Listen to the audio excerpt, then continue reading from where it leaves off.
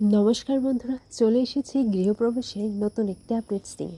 আজকের গল্পের শুরুতেই আপনারা দেখতে পাবেন শুভলক্ষ্মী কেশবকে যখন ঘুম পাড়াচ্ছিল তখন সে এটাই বিড়বিড় করে বলছিল যে এতক্ষণ কি উইক পরে থাকা যায়। আর এমন সময় কেউ পেছন থেকে এসে সেটা শুনে নেয়, আর সেটা ঠাম্মি ছিল। এরপর ঠাম্মি এসে বলে যে তুই তাড়াতাড়ি করে মোহনার ঘরে যা, ও কিন্তু এখন ঘরে নেই, যদি কিছু খুঁজে পাস। এরপর এই কথা শুনে শুভ তাড়াতাড়ি মোহনার ঘরে চলে যায়, আর সেখানে গিয়ে সমস্ত জিনিসপত্র ছবি তুলে নেয়, যে রিপোর্টস ছিল আর যে আল্ট্রাসাউন্ডের ছবিগুলো ছিল সেই সব কিছু। এমন সময় মোহনাও চলে আসে। মোহনা এসে বলে যে আমি কি দরজাটা এভাবে চাপা দিয়ে গিয়েছিলাম, নাকি কেউ এসেছিল ঘরে। এরপর মোহনার হাত থেকে একটা বই পড়ে যায়, আর সেটা নিচে তুলতে যাবে এমন সময় আয়ানের আদ্রিতের গলাটা শুনতে পায়।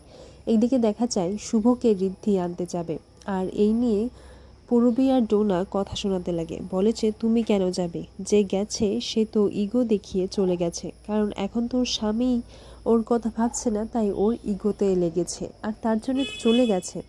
তখন রুমস বলে যে আরে তোমরা এটা কি বলছো, আর তোমাদের মধ্যে থেকে যদি কেউ বাড়ি ছেড়ে চলে যেত তাহলে তো শুভ কখনই একেবারে হাতে চেপে রেখে তোমাদেরকে নিয়ে চলে আসতো। এরপর অঞ্জনা বলে ও কেমনটা করেনি, বর্ধিভাই যখন চলে গিয়েছিল বর্ধিভাইকে তো শুভই বাড়িতে ফিরিয়ে এনেছিল।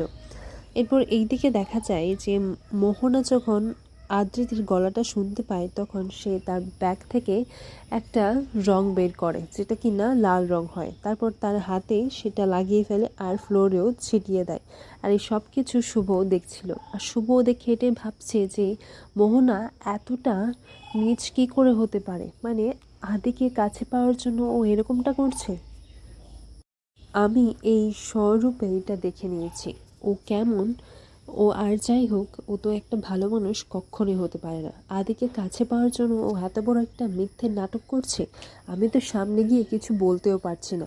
এরপর মোহনার কাছে একটা ফোন আসে, আর এই সুযোগে শুভ সেই ঘর থেকেই বেরিয়ে পড়ে। আর এতক্ষণ সে কিন্তু বিছানার নিচেই লুকিয়েছিল আর সবটা দেখছিল।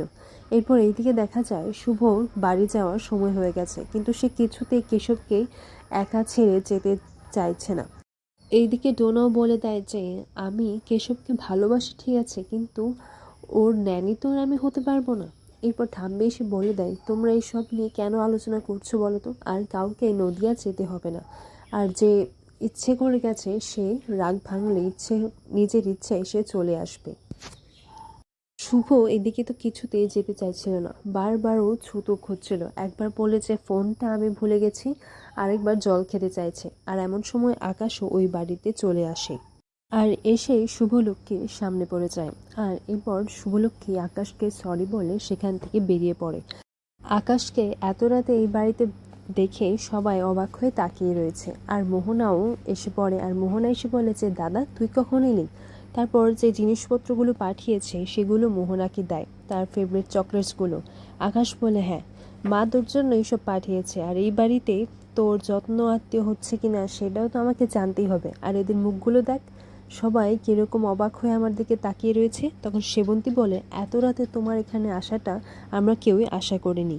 এরপর আকাশ বলে আমি এখানে আমার বোনের সাথে দেখা করতে এসেছি, ওর সাথে কোনো অত্যাচার হচ্ছে না তো। তখন সেবন্তী বলে তোমার এরকমটা কেন মনে হয় বলো তো, আর আমরা যাই হোক কারোর উপর অত্যাচার বা নির্যাতন করি না, এটা নিশ্চয়ই তুমি ভালো করে বুঝবে। আর তোমার সাথে তো আমাদের পরিচয়টা মোহনাকে দিয়ে নয়, তুমি খুব ভালো করে জানো, আর আমাদের ভালো ব্যবহারগুলো নিশ্চয়ই তোমার মনে আছে। তখন আকাশ বলে এই আকাশ সেন কিচ্ছু ভোলে না, আমি শুধু এইটুকু জানি যে আপনারা স্বার্থপর, আর আপনার বাড়ির ছেলেও সেটাই করেছে, আমার বোনের সাথে প্রতারণা করেছে।